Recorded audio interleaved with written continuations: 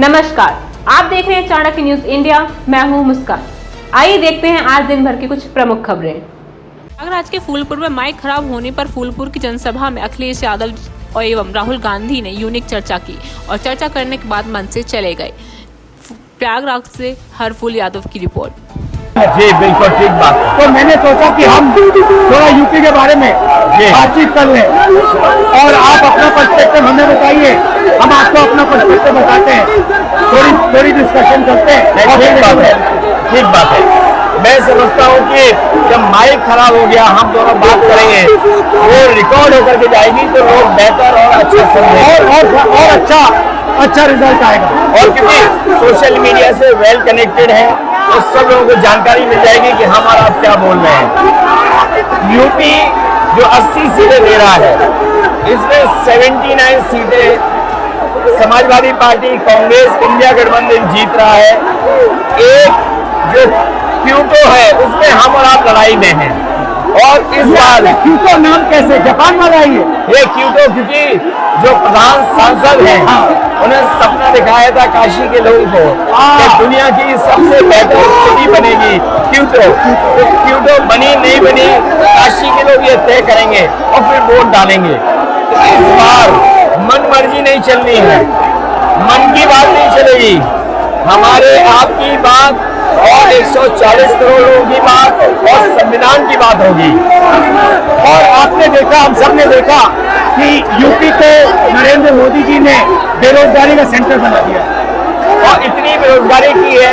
ये जितने बच्चे दिखाई दे रहे हैं ये वो लोग हैं दिखा जो अग्निवीर या पेपर जिसकी वजह से इन्हें नौकरी नहीं मिली है और ये सब रोजगार नौकरी चाहते हैं। बीजेपी ने जो झूठे सपने दिखाए थे इन्वेस्टमेंट मीट के, जो झूठा सपना दिखाया था डिफेंस एक्सपो का, जो सपने बेचे थे G20 में, लेकिन इन नौजवानों को न नौकरी मिली न रोजगार मिला। आज ये खाली हाथ हैं।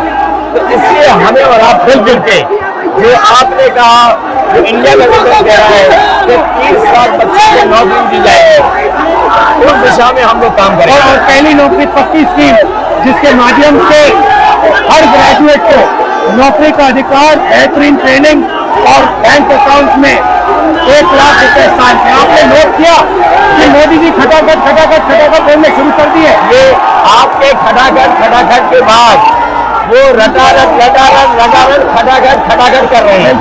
अच्छा, आप एक बात बताइए, मुझे क्यूरियोसिटी है, थोड़ा आप अपने पापा के बारे में मुझे बताइए। जी, मुलायम सिंह यादव जी के बारे में बताइए। आपने उनसे क्या सीखा? नेताजी और उनके साथ के लोग इनको जमीनी राजनीति करते रहे। हालांकि नेताजी कुश्ती पहलवान और गाँव के थे। कुश्ती नहीं, मैं कुश्ती नहीं कर पाया जीवन में, क्योंकि मैं मिलिट्री स्कूल में चला गया तो कुश्ती नहीं कर पाया। लेकिन नेताजी इसीलिए धरती पर बोले गए कि वो जमीन की बात को समझते थे। धरती पे जो लोग हैं उनकी क्या भावना है उसको लेकर के वो आगे बढ़ाना चाहते थे।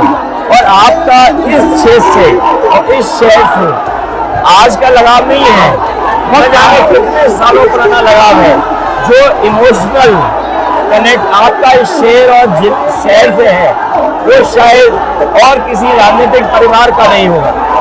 तो नेताजी से उनका हार्डवर्क और अपने लक्ष्य के लिए लगातार काम करते रहना, जो गैर बराबरी की लड़ाई डॉक्टर राम मनोहर लोहिया यहीं लड़े थे। हालांकि हमारी आपकी विचारधारा की यहाँ टकराव रहा, लेकिन हमारे व्यक्तिगत या जो सिद्धांत में कभी समझौता नहीं हुआ। सिद्धांत को लेकर के हमने आपके साथ खड़े हुए और कई बार खड़े हुए, और आपकी भी पार्टी सिद्धांत से बहुत करीब रही समाजवादियों के। बट मुझे लगता है कि अब एक नई तरीके की पार्टनरशिप बन रही है, क्योंकि जो इस बार हमारा कोऑपरेशन है, शायद पहले ऐसा कोऑपरेशन नहीं हुआ। मतलब बिल्कुल सब जुड़ गए। सबसे अच्छा ये है कि जितना उन्होंने कहा 2 लड़कों की जोड़ी, उतना युवा आपसे, हमसे, इंडिया गवर्नमेंट से और जुड़ गया। तो ये नेचुरल अलायंस है, और नेचुरल अलायंस इसलिए लोग महसूस कर रहे हैं कि वो चाहते हैं कि नौकरी और रोजगार मिले। नौकरी और रोजगार आपसे ये यूथ कनेक्ट कर रहा है। सबसे बड़ी बात, महंगाई की चोट सबसे ज्यादा इन लड़कों को लगती है। हमारी थिंकिंग है और आपकी भी है कि ये जो 22-25 लोगों को नरेंद्र मोदी जी ने पूरा का पूरा धन पकड़ा है, उसको ठीक करने के लिए जो हमारे युवा हैं, माताएं बहनें हैं, उनको डायरेक्ट बैंक अकाउंट में पैसा देना। देखिए, ये जो लोगों के पास पैसा पहुंचने से जो अर्थव्यवस्था को लाभ मिलेगा, मैं समझता हूँ इनका भाग्य बनेगा और देश की अर्थव्यवस्था ही बेहतर होगी। ये जरूरी स्कीम है कि इनके अकाउंट में पैसा पहुंचे, इससे थोड़ा बहुत जीवन स्तर इनका भी अच्छा हो। नरेंद्र मोदी जी विदेश से क्यों जाते हैं? क्योंकि वो सच का सामना नहीं करना चाहते। पूरा उनका झूठ का गुब्बारा है। वो बीजेपी और बीजेपी के लोग मन मर्जी से चलते हैं, अपनी मर्जी से चलते हैं और उनको लगता है कि डिस्कशन की कोई जरूरत नहीं है क्योंकि वो सब कुछ जानते हैं। डेमोक्रेसी में जितना डिस्कशन होगा, जितने विचार एक दूसरे को हम सुनेंगे और एक दूसरे पे भरोसा करेंगे, उतना हमारा लोकतंत्र मजबूत होगा। ये बीजेपी के लोगों ने न केवल हमारी जान को खतरा पैदा किया है, बल्कि लोकतंत्र को भी, संविधान को भी खतरा पैदा कर रहे हैं। और इसका नतीजा दिख रहा है कि चाइना हमारी जमीन के अंदर आ गया, ये बेरोजगारी बढ़ती जा रही है, जो प्रोडक्शन होता है वो नहीं हो रहा है, और पूरा का पूरा एक्सटॉर्शन, ईडी, सीबीआई, ये लोग मतलब एक्सटॉर्ट कर रहे हैं। कई बात सुनने को मिल रहा है और सरकार स्वीकार नहीं कर रही है। लद्दाख की हमारी सीमाएं सुरक्षित हो गई, और अरुणाचल के आसपास या सीमा जो चीन से छू रही है वो बहुत असुरक्षित है। तो चीन से जहां हमारा सीमाओं का खतरा है, वहीं चीन से हमारे बाजार को भी खतरा है। तो कहीं ना कहीं हम लोगों को अपनी मैन्युफैक्चरिंग इकोनॉमी और मैन्युफैक्चरिंग इकोनॉमी को बढ़ावा देना पड़ेगा।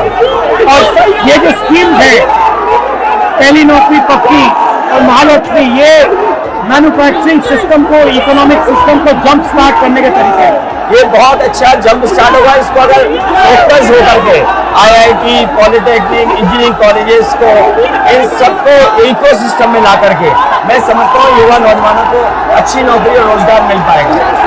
और हमारा लक्ष्य है कि सब, हर जात को भागीदारी मिले, स्पेस मिले, हर इंस्टीट्यूशन में, बिजनेस में, एजुकेशन के सिस्टम में।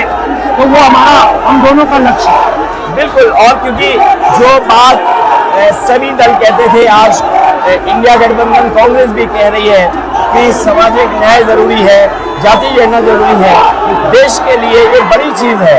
जो दुनिया में अमेरिका है, यूरोप है, अपने उन लोगों के लिए जो पीछे छूट जाते हैं, उनके लिए कुछ काम करते हैं। तो हमारा जो देश जाति के आधार पर पिछड़ा है, तो इसको आगे बढ़ाने के लिए ये बड़ी भूमिका होगी इस बार। बहुत अच्छी मीटिंग है। बहुत अच्छी मीटिंग है। मुझे लगता है कि ये यूनिक मीटिंग है क्या?